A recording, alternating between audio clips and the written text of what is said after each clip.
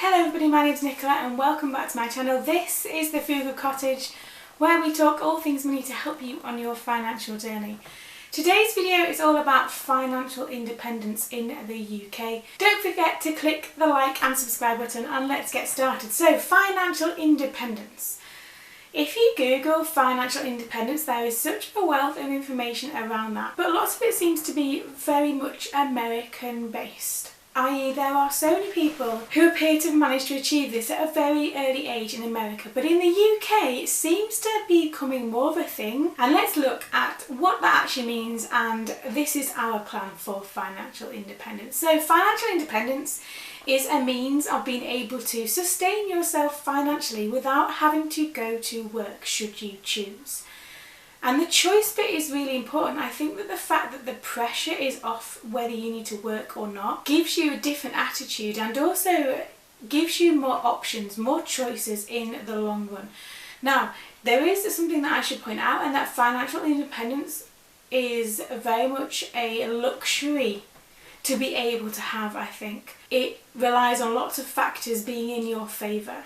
And it's not to say that anybody can achieve this, but financial independence means that you have to have some kind of steady income that has to be of a certain level, and you have to be consistent enough in saving enough and investing enough, and have limited barriers put in place for that to happen. But financial independence is essentially you have enough money either saved or invested for you to live off for the rest of your life. Now, as you can imagine, that's probably quite a big number. I'll leave a link below to the how to work out your financial freedom number. I have a video all about how to work out that number for yourself. I'll leave a link below. Check that out after this one. I'll also leave a link below to our early retirement one and how I'm building £1,000 a month dividend income stream, because they all link into this 4-hour journey. But you do have to have quite a substantial amount saved. There's no other, unless you don't spend anything per year, then there's no way around that. However, it is achievable if you want to achieve financial independence. It might come with some hard work. It definitely comes with some sacrifices, but whether you see those as a negative thing or a positive thing depends on your outlook. And it also comes with some maybe kind of lifestyle shifts. But you'll find that if you read these kind of financial independence blogs, articles, whatever, the people who've achieved that live fairly simple lifestyles. They're not going out spending on lots of expensive things. They're not particularly materialistic. They favour being outdoors, the kind of the home life, so to speak, and that's not a bad thing either. So the main driver behind financial independence is you will have to have some kind of passive income. It doesn't work otherwise. So passive income is income that you get for doing nothing, hence the word passive, versus active income where you have to do something in order to receive that payment.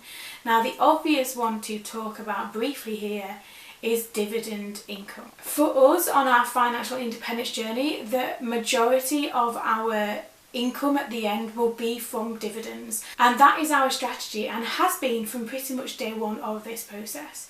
Dividend income is passive in its nature. It's fairly consistent. Yes, there can be cuts, as we've seen recently, but on the whole, history shows that dividend income in certain aspects of investing is fairly stable and consistent, and you can also work out when that's going to be received.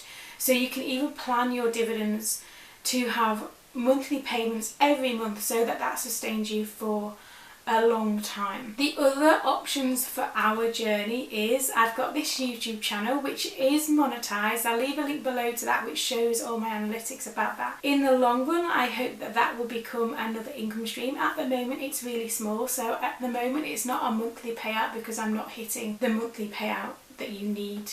You need to reach a certain level before you get it. But over time I'm hoping that this YouTube channel will become one. I'm also hoping that my products, so I've got an Etsy shop linked below, I'm hoping that that will become one over time. But these are more active income sources. So if you're looking at financial independence and being purely passive, you need to find something like dividend income.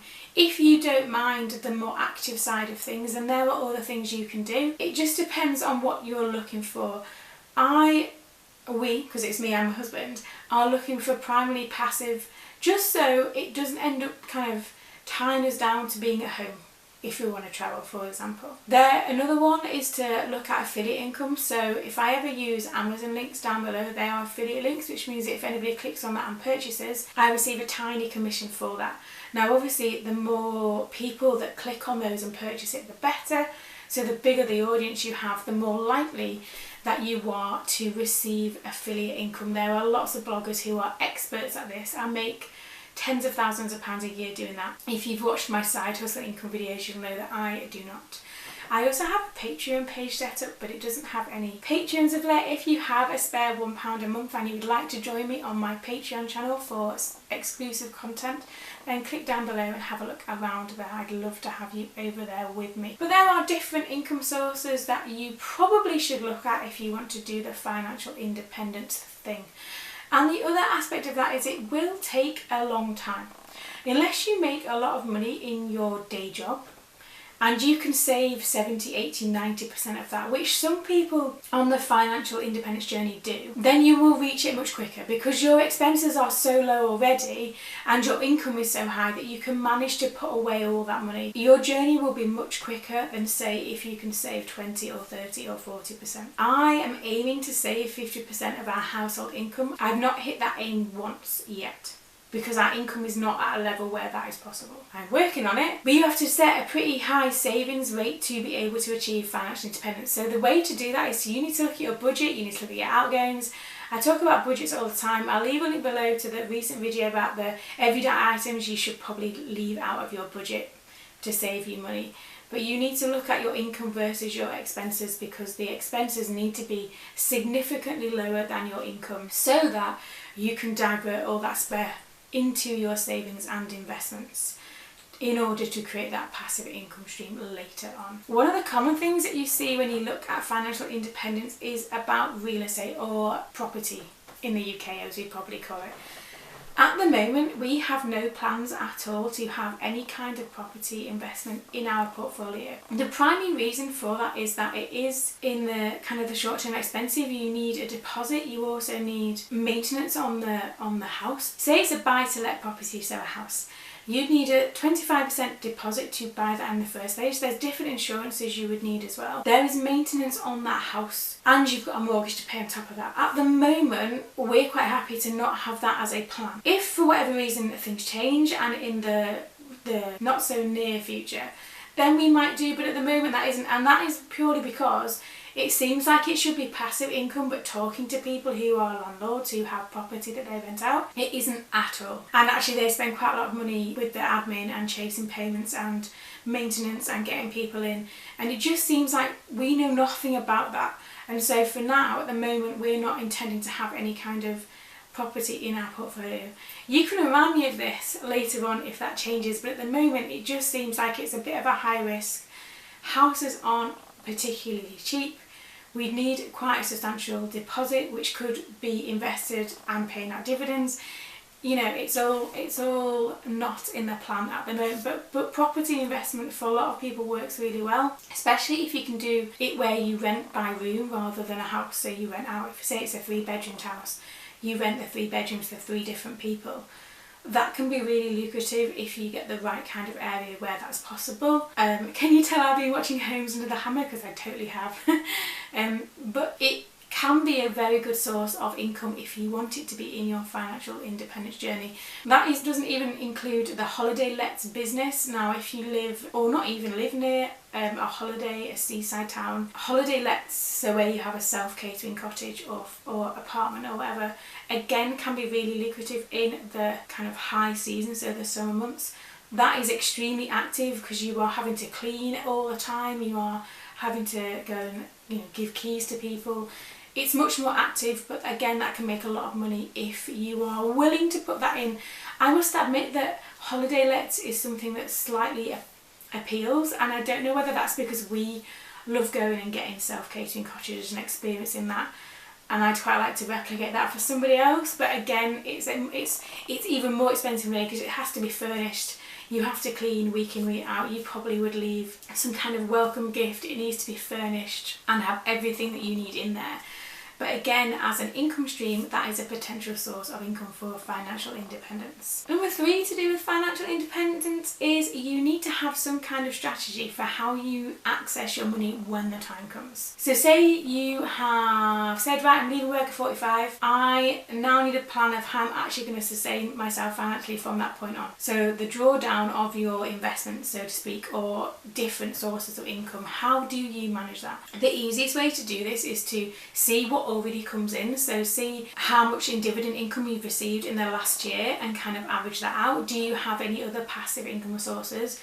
Do you have any active income sources? Work out on an average for the past year, so the previous year, how much that's earned you in that, because an average, providing nothing goes wrong or nothing changes dramatically, should give you a starting point and a baseline figure for what you already have. And then you need to look at how much more you would like to live on. And then the only way to do that is to sell or transfer money. So you either sell investments slowly. So say you need an extra £500 per month. You could sell £500 worth of investments per month and transfer that over to your current account. Over time, obviously, that will then impact your dividend income if you're selling your dividend producing stocks. Ideally, you'd have the majority of your dividends cover your fixed expenses before you pull the trigger, because then you're minimising what you have to sell off. Or once you've got all this extra free time, try and get different side hustles going so then you make up the difference. But you either live off the dividends or you live off the dividends and sell some of the capital to make up that amount that you decide that you need. Again, there's a video below about your financial freedom number which tells you how to work that out. And finally, one of the biggest things that has to coincide with our financial independence dream in the UK is we have to be mortgage free at the same time.